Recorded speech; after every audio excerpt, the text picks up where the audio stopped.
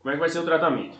A gente tem que atacar as causas, né? A gente tem que resolver as situações que estão levando a cascata de eventos que estão levando a edema agudo de pulmão.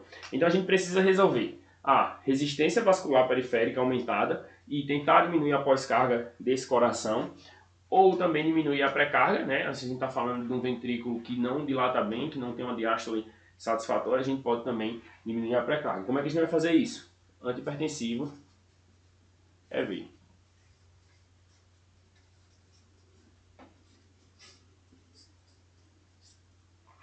Então, primeiro item, né, uma das coisas que a gente pode fazer é o antihipertensivo. Um dos principais motivos do edema agudo de pulmão também é a congestão. Então o que a gente precisa fazer? A gente precisa tirar volume desse paciente. Esse paciente tem excesso de volume, ele tem um volume intravascular muito grande, né? Então o que a gente precisa fazer? Diurético, particularmente a furosemida.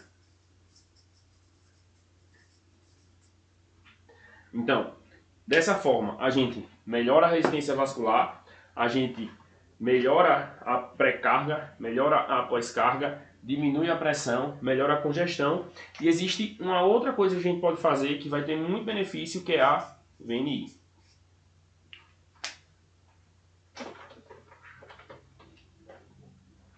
Então, como é que a gente vai fazer a furosemida? Já eu falo dos antihipertensivos EV, porque eu vou falar os dois juntos, né? Que a gente tem particularmente tridil e iprid, então eu vou falar tudo de uma vez e eu falo num tópico só. Como é que a gente vai usar a furosemida? A gente tem duas formas de usar a furosemida. Se o paciente já faz uso ou se o paciente não faz uso. E você pode usar, mesmo que o paciente faça uso, essa segunda forma para o paciente que não usa furosemida. Como é que vai ser? Você pode usar no paciente que não faz uso de furosemida de 0,5 a 1 mg quilo dose. Beleza? Com um máximo de 240 mg dia. Então, você faz de 0,5 a 1 mg quilo dose nesse paciente. EV, lembrar que o ideal é que você faça a medicação venosa, por quê? Porque do mesmo jeito que o pulmão dele está congesto, a alça intestinal também está congesta. Então, a absorção da medicação VO não vai ser igual. A biodisponibilidade dessa medicação não vai ser igual. Então, faz a medicação EV para que você tenha um efeito ideal, né? Um efeito otimizado. Então, você vai fazer de 0,5 a 1 mg quilo dose. Por exemplo, paciente que tem em torno de 60 quilos, paciente que tem em torno de 80 quilos, você vai fazer de 3 a 4 ampolas, né? Pensando em mais ou menos 1 mg quilo dose, beleza? Pode fazer ali até um pouquinho mais, às vezes o paciente tolera um pouquinho mais, então faz mais ou menos por aí. De 3 a 4 ampolas você vai estar cobrindo ali em torno de 1 mg quilo dose nos pacientes em torno de 60 a 80 quilos, beleza? Essa é uma opção.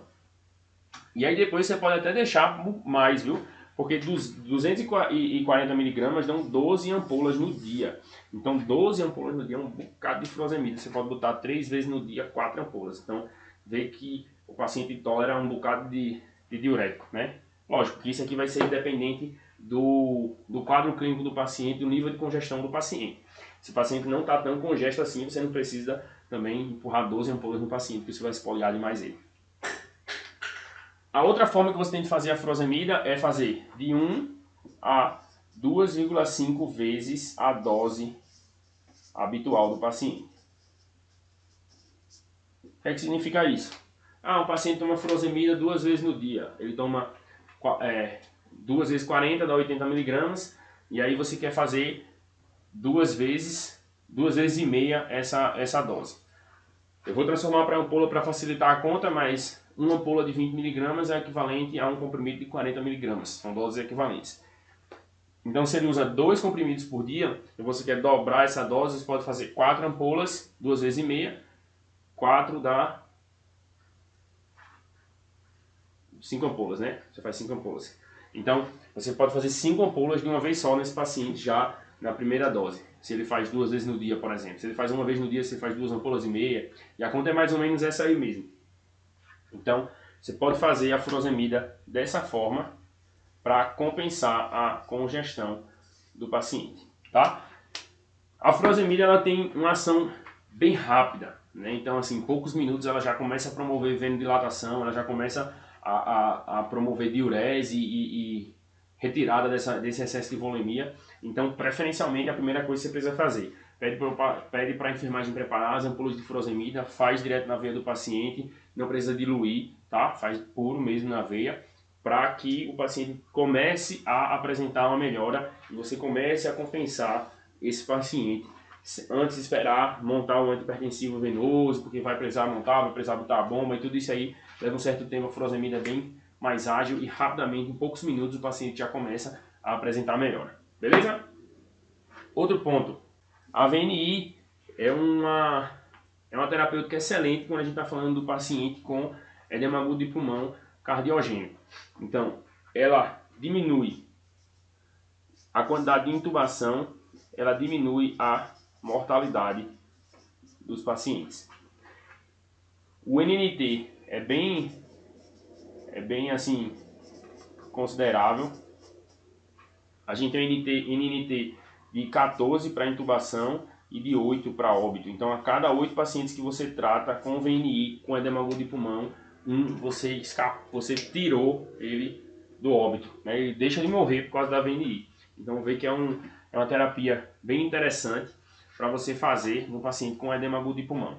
Qual o racional? Ela diminui a pré-carga,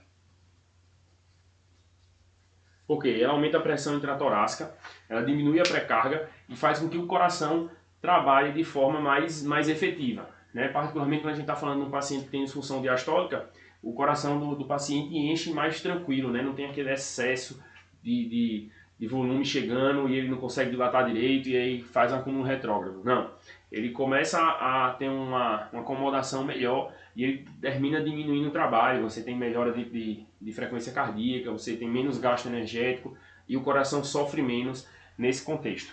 Você também tem uma diminuição do acúmulo de líquido no alvéolo, porque a pressão positiva vai fazer com que o extravasamento de líquido seja menor, né? Mas isso aqui particularmente acontece no CPAP, beleza? Isso é um racional de que isso acontece, né? Particularmente acontece no CPAP, mas entre CPAP e BiPAP não tem tanta diferença não. As evidências, quando comparam CPAP e BiPAP, mostram que os resultados são favoráveis para as duas formas aí de VNI. Então, interessante você pedir para a pessoa montar a VNI para que o paciente tenha uma melhora clínica satisfatória, né?